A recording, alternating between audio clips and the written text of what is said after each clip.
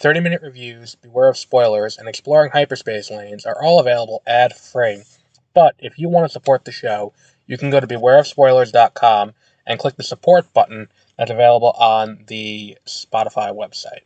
Thank you.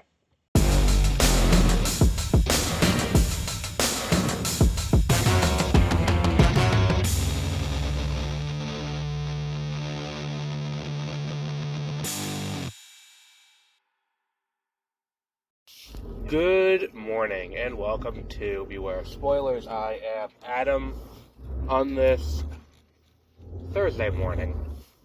So, you know what's funny is I was watching the first half of I think the first 3 quarters I watched of the National Championship for college football, Monday night, and I saw the Echo trailer, or the Echo teaser, and I was like, oh, okay, they moved it to Tuesday, because I don't know why they keep doing this on Disney Plus, but it's kind of like they get so excited about something coming out, they're like, we're going to put it on a day early, and it's like, well, yeah, but we have content scheduled based on like I schedule releases of this based on the initial release, so like, same thing happened with Ahsoka, where we're going to move it to Tuesday, and it's like, great.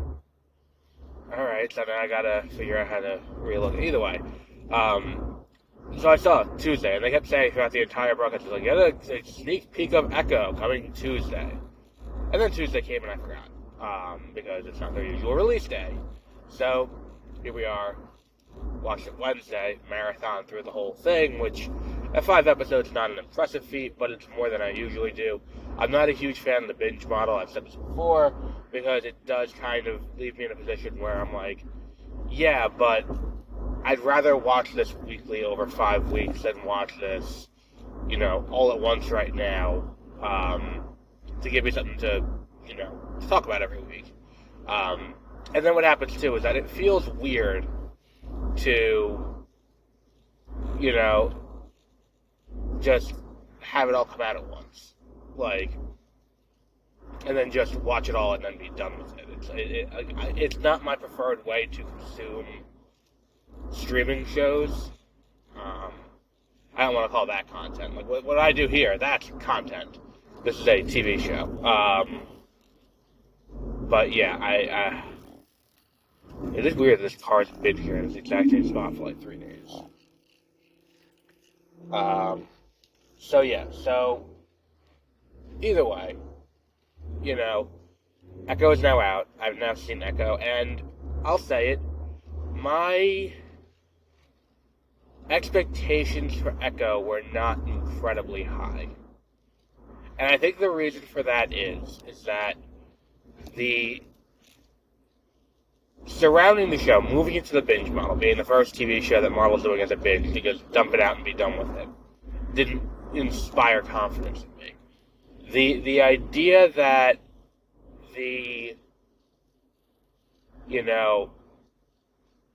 what was the other one? The fact they cut an episode out and reduced the episode from 6 to 5 after it was done in production. I'm like, that's not a good sign either. It's like, well, maybe it's just, I guess, they're just cleaning up the pacing. And for the most part, the pacing's pretty good. I think this is a show that maybe could have benefited from a little more cutting. Maybe that's the case. And regardless, I will say, I think this is the strongest project to come out of Disney Plus for Marvel Studios. I think this is their best. And I think, too, it's like, up until now, a lot of people would say WandaVision's the best. Or Loki. I'll maintain, I think Loki doesn't feel like a TV show as much as it feels like a, what's it called? It feels more like a, what's I'm looking for here? Like a movie that is broken up into 6 parts. And then on top of that, too, it's like, certain things don't get wrapped up properly because, and again, same issue here, things don't get wrapped up properly because, again, it's Echo's show, but when you're doing 5 episodes, you have room to create subplots for other characters and have them tie up. Either way, it's still kind of weird. But I will say this is still the best. I'm engaged with these characters. in a way that I wasn't engaged with the characters in other shows in the past. I didn't leave this going, okay, so I would like, you know, what I really want is you know, to know more about these other aspects, but I think they've grounded that enough. I think too, the decision to use Kingpin kind of sparingly is a pretty good idea for this show, because again, it's Echo's show, so to have him there for the most part as kind of this specter that is threatening to come, and this thing that's in her past, and then have him show up and then that be it. Like, I'm a sucker for the dinner scene. Like, when you have these characters who have grown apart, it's like, we're going to have dinner now the way we used to. Like, they did it in Black Widow, and I loved it there. I've seen it done in other movies, and there's always this unease in this familiar setting, and I think that's something that I've always really gravitated towards. I love when they do that, and especially when it's done well. And here it's done well. But let's talk about, you know, and Alaqua Cox, who plays Echo, or plays Maya, she's fantastic in this show, too. And as usual, you know, Vincent D'Onofrio brings it and kills it as Kingpin. This is a role that he just plays so well. I cannot wait to see more of him. And her, too. She's fantastic as well. And I think for her to come into her own as a hero, and this is a nice little touch to this character. Whereas, like, we can't just leave her as the bad guy. She's too sympathetic. And one other thing I want to talk about with the main content of this show, before we move on to potential implications going forward, is I don't think I've ever seen it before, where in a piece of superhero media, we are following the bad guy, and we get a sense of, you know, what's it called? Of what it would feel like for the bad guy to have the hero show up in the middle of their scheme and thwart it. And then to have the aftermath of that. Like, that fight between Echo and Daredevil. First and foremost, I think I'm on the record about this. I think Daredevil is my favorite Marvel character. Even the less great runs are still pretty great. So I've been a fan of this character for a long time. And if you've listened to 30-minute reviews back in 2015 when we launched that, you know, we blew Daredevil on a weekly basis for the first 13 weeks. We broke down episodes there. But one of the things that I want to, you know, that works out here is seeing Daredevil come in and seeing everyone like, oh shit, here he comes. And we get that twice, is we get Daredevil, but we also get that with Ronin, where she's hiding from Ronin as he's going through. And look, obviously it's not Jeremy Renner the entire time through. Obviously it's a body double because he's in a mask and in a full body suit. We never see his face. Obviously, it's a different person in that. But, you know, for her to get that moment with Ronin, with you know, Hawkeye, I think that was something that was, you know, from Hawkeye. And again, that was the issue in episode 1. There's a lot there that I was like, was this in Hawkeye? I don't remember. Like, it may have been. But either way, you know, it's still great. But that whole fight with Daredevil is kind of worth the price of admission on this. I'm a sucker for fights that are all in one take. I'm a sucker for you know, the brutality of it, the characters taking the beating and getting back up and all of that. The desperation that she feels when dealing with him, and then for her to escape, and for it to end up with her going back to Fisk and it being like, you know, you've held your own against him better than anyone else that I've had. Is this great little moment. I still think we're going to end up with a a Devil's Reign movie. Well, that's a good transition into the post-credit for this. The post-credit for this is not Maya-related. The post-credit for this is Fisk-related. He's on his plane going back to New York after what happened. And that was another thing I really enjoyed. Spoilers at the very end, but the idea that rather than have her just beat the crap out of Fisk, she tries to show him a different way. Like, be the person I think you are, and the person that I think you could be. And for him to outright reject it was a great thing for the character, for both of them.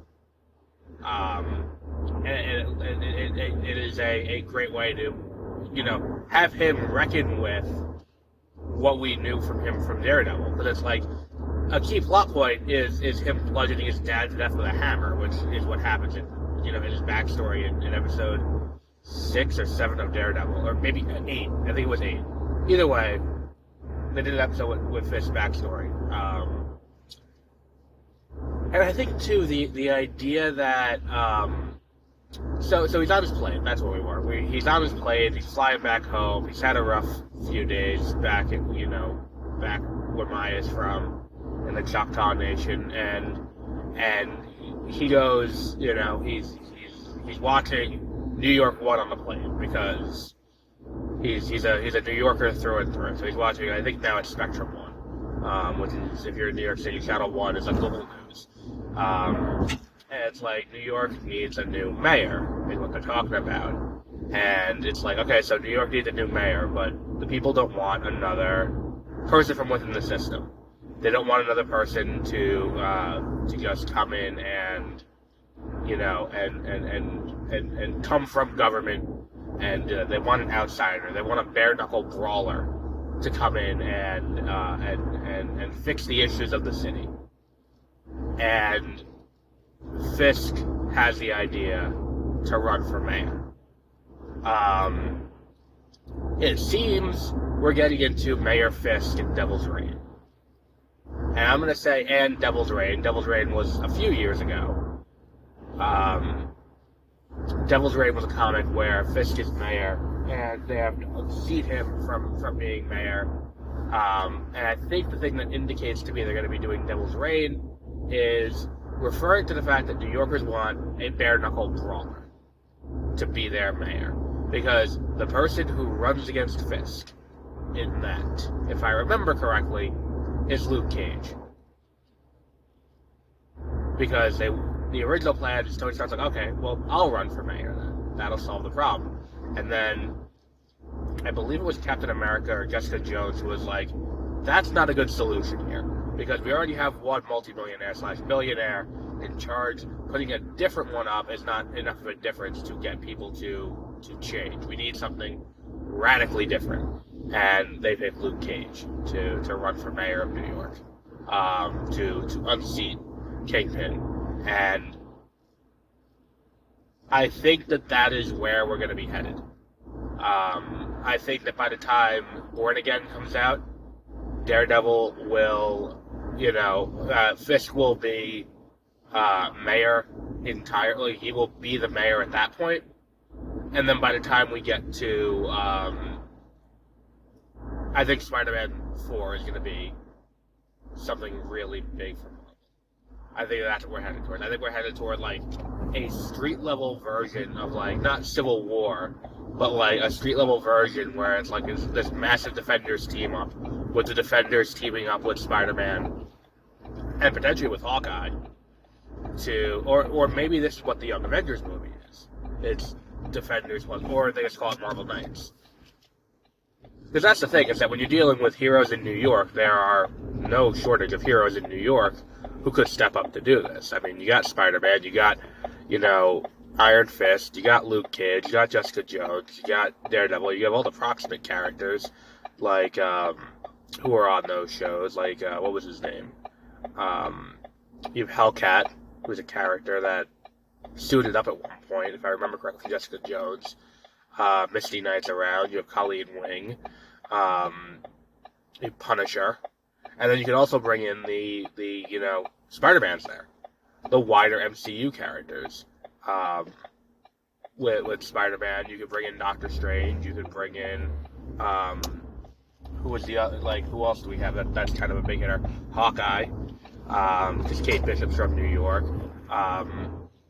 Miss Marvel is from Jersey City, which is not terribly far, so she could come over to help out. There is no shortage of characters they could bring in to kind of get this going, and it could be interesting to see how that all plays out. And that could be what Spider-Man 4 is, and we will see. I think Spider-Man 4 is going to be more grounded than that. I think that, look, I'm spitballing with Miss Marvel and with Doctor Strange, but I think what we end up with is, if we're going to be building towards Secret Wars, and with yesterday's announcement or report that Fantastic Four won't be shooting until Q3 this year, I think Fantastic Four is getting delayed. I think there's a distinct possibility that we end up with Spider-Man 4 coming before Kang Dynasty, and it being this movie. Where it's this big event designed to kind of reintroduce these characters to the mainstream, so that way we can get to the point where they can show up in Secret Wars and be entities unto themselves. So there's a lot in play here. And I'd be interested to see how these things kind of play with each other and play out. But we will see. And we will wrap up there for tonight. Tomorrow, we'll be doing Percy Jackson and the Olympians, as usual. And then we have, in the next few days / week, we will be doing the Book of Clarence and American Fiction. So until our next episode, have a great rest of your week.